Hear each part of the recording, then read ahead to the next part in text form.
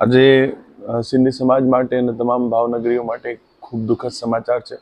રાત્રે 3:30 વાગ્યાની આજુબાજુ મને કોલ આવેલું કે અમે હિમાચલ પ્રદેશમાં પ્રવાસ માટે ગયેલા હતા અને અમને અકસ્માત નડ્યું છે એવું મયંકભાઈનો કોલ હતો।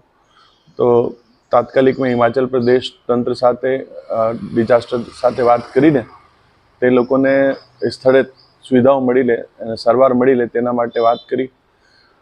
ટોટલ 9 જણા ફતનાની ફેમિલી અને ભોપાણી ફેમિલીના આ પ્રવાસમાં ગયા હતા, જેમાંથી 4 જણા અત્યારે સારવાર હેઠળ છે અને 5 જણાનું દુઃખદ અવસાન થયું છે। સમાજમાં ખૂબ દુઃખ છે, પણ હિમાચલ પ્રદેશના તમામ તંત્રે અને અત્યારે ગુજરાત પ્રદેશમાં પણ જ્યારે અમે અમારા સ્થાનિક ધારાસભ્યશ્રી, શહેર અધ્યક્ષશ્રી અને મંત્રીશ્રીઓને વાત કરી, એટલે મંત્રીશ્રીઓ અને શહેર અધ્યક્ષશ્રી તમામ પ્રદેશના આગેવાનોએ ખૂબ સારી રીતે અહીંયા મદદ કરવાનું આશ્વાસન આપેલું છે અને મદદ કામ ચાલુ પણ થઈ ગયું છે।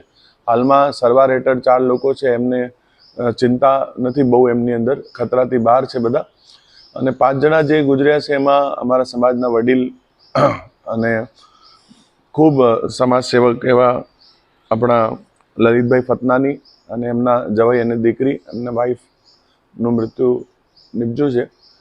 અને હાલમાં અત્યારે સમાજના લોકો સ્થળે પહોંચવા માટે નીકળી ચૂક્યા છે। સાંજ સુધી સ્થળે પહોંચી જશું।